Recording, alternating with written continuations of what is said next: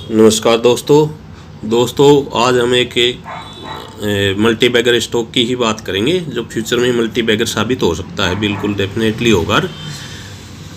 सभी को आपको पता है उसके बारे में। CDSL उसका नाम है और CDSL का काम भी तकरीबन सभी को पता है। हम जो भी स्टॉक खरीदते हैं अपने डीमेट में किसी भी ब्रोकर के थ्रू, वो सारे के सारे स्टॉक हमारे CDSL में जमा होते हैं डीमेट फॉर्म में। और जो ब्रोकर होता है उसके पास कोई शेयर नहीं होता है, वो सिर्फ बाय और सेल करने का एक प्लेटफॉर्म होता है। बाकी शेयर हमेशा ही CDSL में जमा होते हैं। CDSL का एक कंपटीटर है, डायरेक्ट कंपटीशन कोई नहीं है इनका, अलग अलग काम है। लेकिन NSDL जो एक कंपनी है जो यही काम करती है, डीमेट फॉर्म में ही वो सामान रखती है। मतलब कागज़ जो हमारे होते थे पहले, पेपर वर्क होता था, उसको डीमेट फॉर्म में रखता है।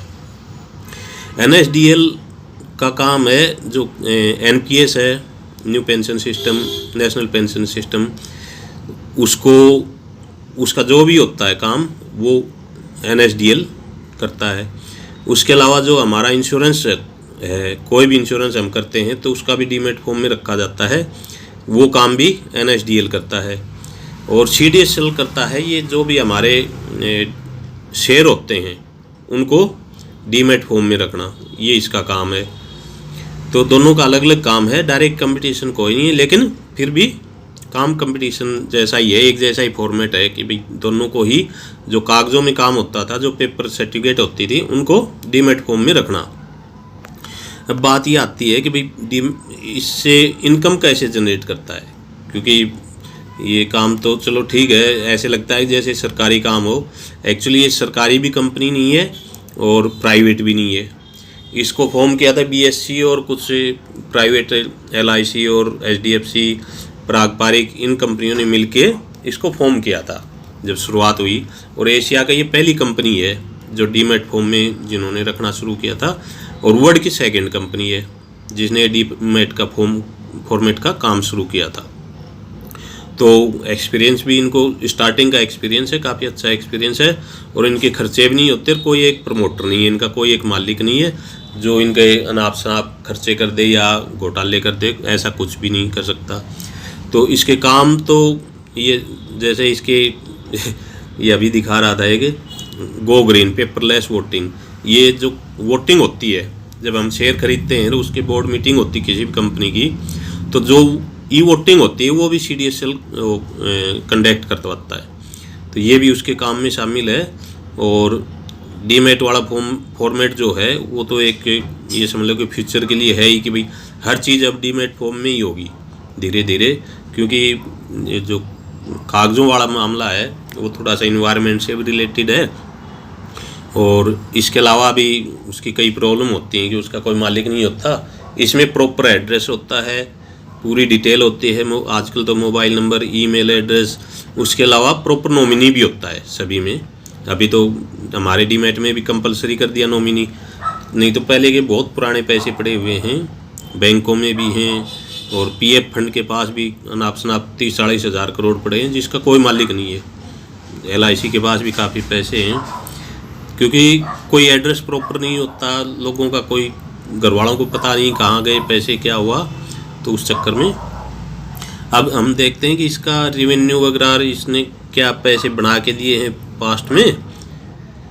अब दोस्तों अभी तो इसका देखिए कोई महंगा नहीं है, 49 की पी पे है, 50 की पी के आसपास है। और कंपनी भी अभी छोटी है, 13,000 करोड़ की कंपनी है। तो पिछले एक साल में कोई ज़्यादा रिटर्न भी नहीं दिया है, तो अभी चलनी शुरू होगी, क्योंकि पिछले एक साल सभी को पता है कि भाई ये सभी स्लो ही चल रहा था काम। अब इसको जब हम देखते हैं कि भाई एक साल में इसका IPO आया था 2017 में। 2017 में IPO आने के बाद से इसने क्या किया है, कितना पैसा बना के दिया है, तो आप ये देखिए चार्ट आप देखेंगे तो 2017 में इसका IPO आया था 250 रुपये के आसपास।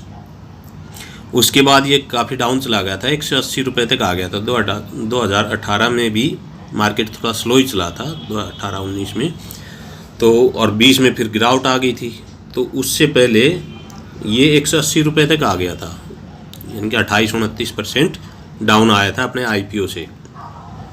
उसके बाद जब ये चलना शुरू हुआ तो उसके बाद से उसने पीछे मुड़ के नहीं देखा। हालांकि 2020 में सभी चले थे तो ये भी चला था, लेकिन इसके जो डाउन है 180, जो इसका लो है लाइफ टाइम लो, वहाँ से आप लगाओगे तो अभी तक इसने 640% का रिटर्न दे दिया है करंट तक, जो आज की प्राइस है यहाँ तक, यानी कि पैसे को 6 गुना कर दिया है। हालांकि ये 900 तक आया, लेकिन फिर वापस आप देख लो 900 से 1300 जा चुका है, यानी कि तकरीबन 45-50% ये पिछले इसी साल में, पिछले 3 महीने में, 3 और 3 6 महीने में, 6 महीने में ये 50% ऊपर जा चुका है। और ये तो इसकी स्टार्टिंग है, ये जो इसका रेंज था 1300 रुपये का जो रेजिस्टेंस था, इसको पार करके अब ये चल चुका है। और फ्यूचर में ये लंबी वेल्थ बनाएगा, बहुत बड़ी वेल्थ बनाएगा लंबे टाइम के लिए, 10 साल 15 साल चलेगा ये स्टॉक, क्योंकि मोनोपोली है, इसका कोई कंपटीटर नहीं है। और ऐसी कंपनियों को ना तो गवर्नमेंट परमिशन दे सकती है, ना सेबी, ना बीएसई वगैरह बनाएंगे, क्योंकि ये मामला होता है पैसे का। सभी को बांट नहीं सकते कि भाई तू भी रख ले, तू भी रख ले, कोई भी लेके, जैसे पीछे देखा था कारव्यू में घोटाला हुआ, उस टाइप के मामले होते हैं। इनमें पब्लिक का डायरेक्ट इंटरेस्ट होता है, तो सरकारों के लिए भी बड़ी मुसीबत होती है कि भाई अगर ऐसा कुछ हो गया तो सरकारें तक हिल जाती हैं। तो इसमें कोई कंपटीशन फ्यूचर में आने वाला नहीं है, इसका काम बढ़ता रहेगा। काम कैसे बढ़ेगा दोस्तों, कि देखिए, एक तो हम जो भी शेयर खरीदते हैं, बिक्री करते हैं, खरीदने पे कोई पैसा नहीं लगता, लेकिन बिक्री करने पर इसको मिलता है 5.5 रुपये पर स्क्रिप्ट। यानी एक कंपनी के कितने भी शेयर आप 1 डे में, एक दिन में कितनी बार भी कितने भी शेयर बिक्री करो, आप 10 शेयर बिक्री करो, 50 करो, 1000 लाख करो, कितना भी करो, इसको 5.5 रुपये मिलेगा एक कंपनी का एक दिन में। पूरे दिन में जितनी बार भी बिक्री को कोई फर्क नहीं पड़ता इसको, क्योंकि इसके डीमैट अकाउंट से शेयर निकलना चाहिए और डीमैट अकाउंट में जमा होना चाहिए। तो जब हम किसी खरीदते हैं कोई भी शेयर, तो कोई ना कोई तो बिक्री कर रहा है, तो उसके डीमैट अकाउंट से निकलेगा वो। तो मतलब हर ट्रांजैक्शन पे इसको पैसे मिलते हैं 5.5 रुपये। तो अब आप देखिए कि 6-7 हज़ार कंपनियाँ हैं बीएससी पे लिस्टेड, और 3,500-4 हज़ार, 3,500-1 हज़ार कंपनियाँ हैं एनएससी पे लिस्टेड। हालांकि वो एक ही कंपनी होती हैं दोनों जगह ही। तो कुल मिला के 6,000 कंपनियों के आसपास हैं जिनके शेयर ट्रांजैक्शन होते रहते हैं, सबसे पैसा मिलता है। जैसे जैसे लोगों की पार्टिसिपेशन बढ़ेगी शेयर मार्केट में, तो जितने ज़्यादा लोग होंगे उतने ही बाय और सेल ज़्यादा करेंगे, तो उससे इनकी ट्रांजैक्शन बढ़ेगी तो पैसा भी बढ़ेगा।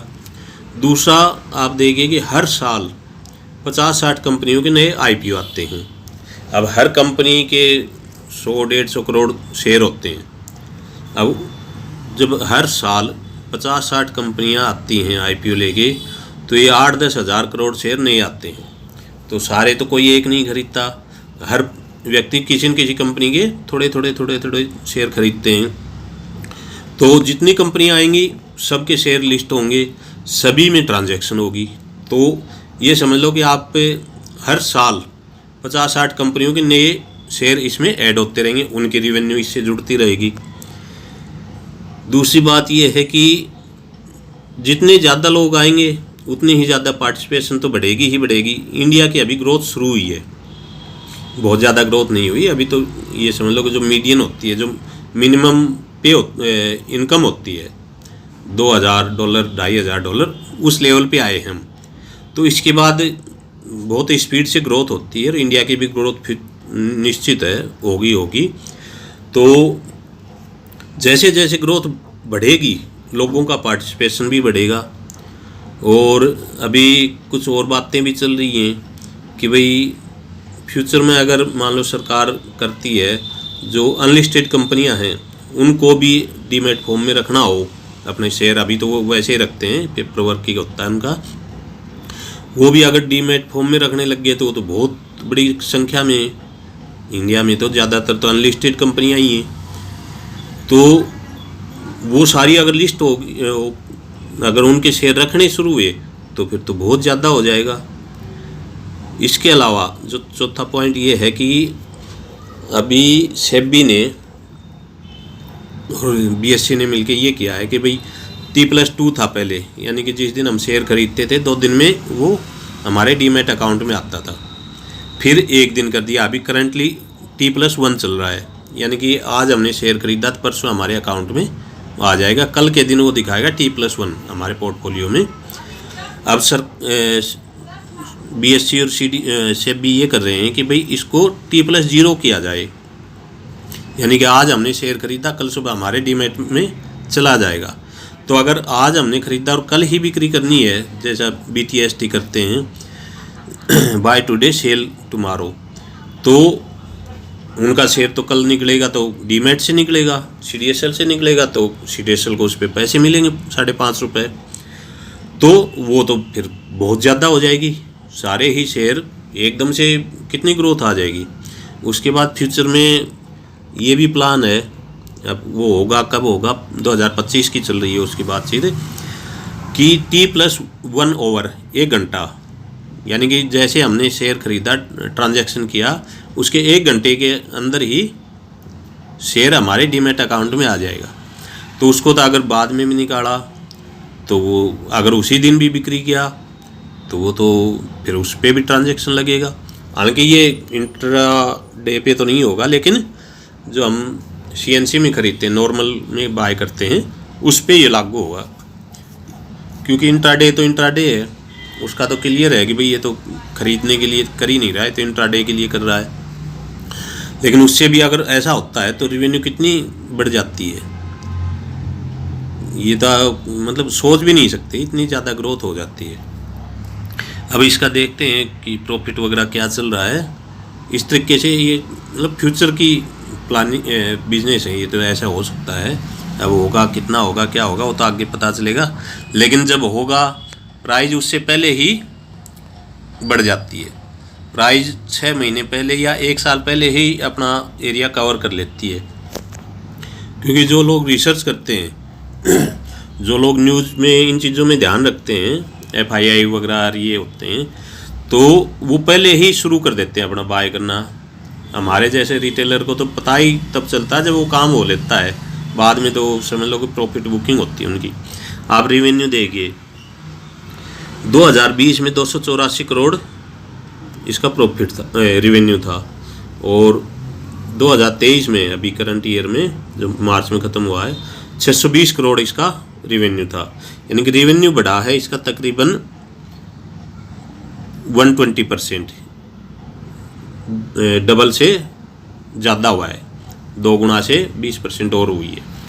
तो मतलब 220% लगाओगे तो इसका रेवेन्यू हुआ है, लेकिन आप इसका प्रॉफिट लगाओगे तो ये 3.5 गुना हो गया प्रॉफिट, मतलब 350%, 2 गुना से भी ज़्यादा, 2.5 गुना से भी ज़्यादा प्रॉफिट हो गया इसका। तो इसका खर्चा कम है, कंपनी का रेवेन्यू कम बढ़ रहा है और प्रॉफिट उससे ज़्यादा बढ़ रहा है, मतलब कम नहीं, रेवेन्यू जिस हिसाब से बढ़ रहा है रेवेन्यू भी डबल से ज़्यादा हो गया, लेकिन जो खर्चा है इसका वो बहुत कम होता है, क्योंकि इसका सारा काम जो है वो कंप्यूटर से होता है, और कंप्यूटर एक बार खरीद लिए तो 4-5 साल चलते हैं वो, इनके पास इतने ही चलते हैं, हमारे पास तो 10-10 साल भी पड़े रहेंगे। लेकिन ये नए नए जो भी लेटेस्ट टेक्नोलॉजी आती है वो खरीदते हैं, सिर्फ उसी में इनका खर्चा होता है, लेटेस्ट टेक्नोलॉजी में ही। बाकी इनका जो क्लाउड स्टोरेज होता है उसमें, क्योंकि बहुत बड़े इनको वेयर हाउस बनाने पड़ते हैं स्टोर के लिए, तो उसमें खर्चा होता है। बाकी कम ही होते हैं, इनके कर्मचारियों पे ज़्यादा खर्चा नहीं होता, और ज़्यादा बिल्डिंग वगैरह इस टाइप की चीज़ें ज़्यादा खर्च नहीं होती, क्योंकि सारा काम ऑनलाइन होता है, कंप्यूटर करते हैं। आजकल तो वैसे भी ऑटोमेटिक कंप्यूटर सिस्टम आ रखे हैं, अपने आप करते हैं, ज़्यादातर काम तो कंप्यूटर अपने आप ही करता है। तो इसलिए इनका खर्चा उतना नहीं बढ़ेगा, लिमिट से बढ़ेगा, लेकिन प्रॉफिट उस जैसे जैसे रेवेन्यू बढ़ेगा उससे ज़्यादा प्रॉफिट बढ़ेगा इनका। परसेंटेज टर्म्स में आप देखोगे तो प्रॉफिट बहुत ज़्यादा बढ़ेगा। अगर रेवेन्यू मान लो इनकी डबल होती है तो प्रॉफिट 3 गुना हो जाएगा। इस तरीके से इनका रेवेन्यू बढ़ेगा और प्रॉफिट बढ़ेगा।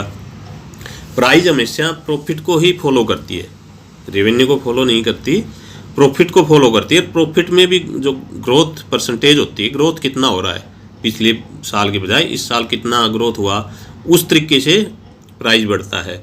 एकदम से बढ़ जाएगी लेकिन वो वापस घूम के उसी रेशियो पे आ जाएगी। अब आप इसका शेयर होल्डिंग पैटर्न देखोगे तो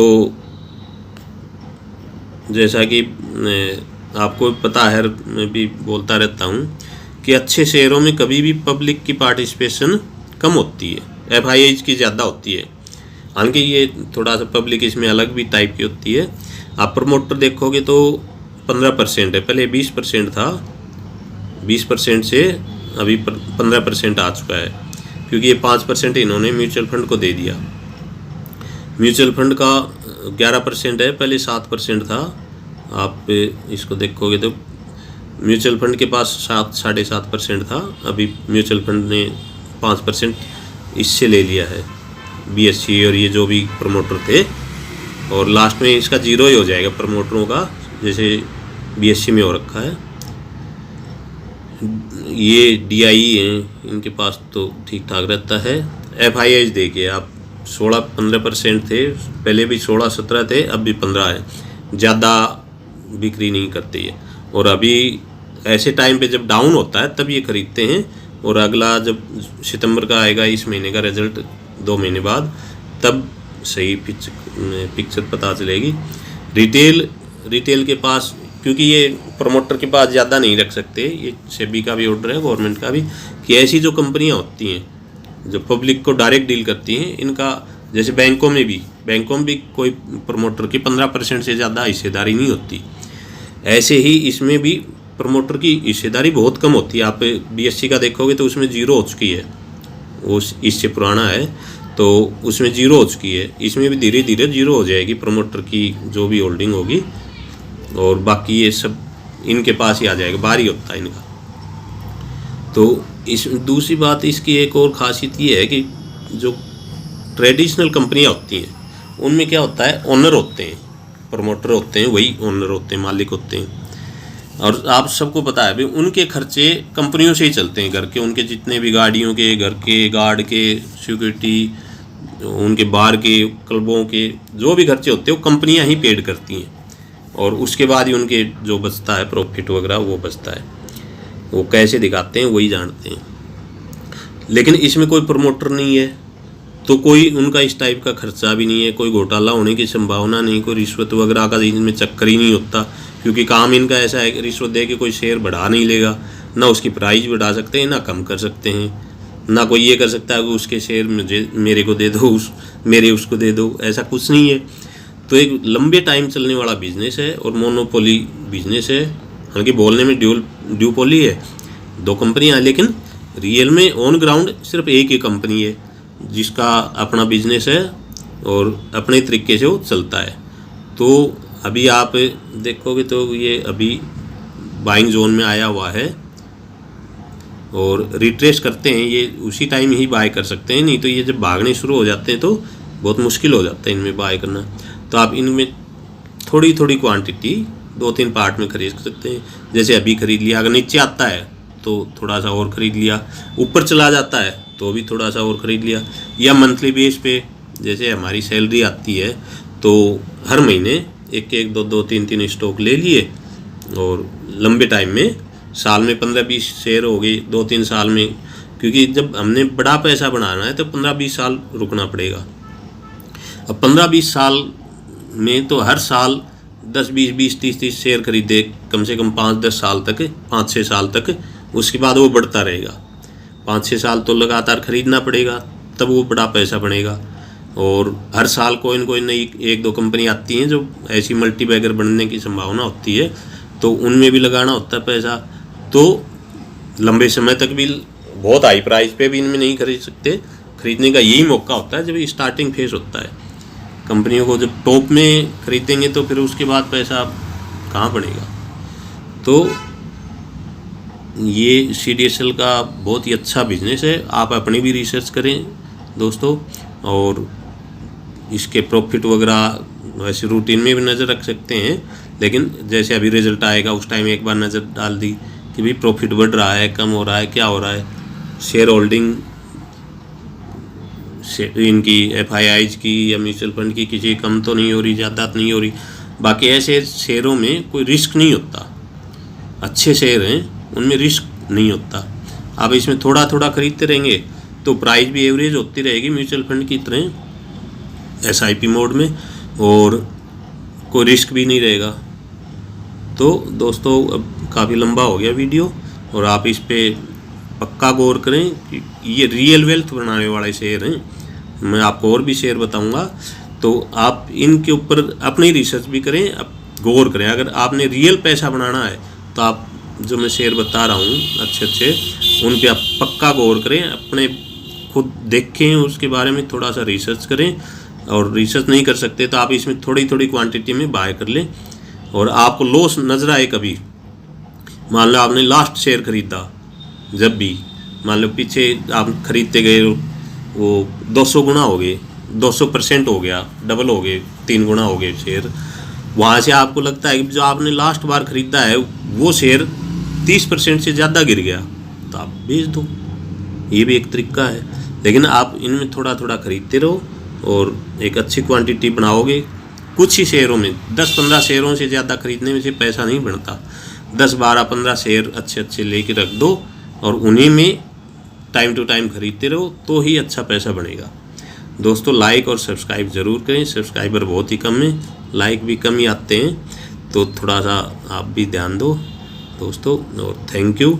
और आप इसके बारे में ज़रूर विचार करें कि भाई बड़ी वेल्थ कैसे बनाएं, छोटे छोटे पैसे से बड़ा पैसा कैसे बनाएं। थैंक यू दोस्तों।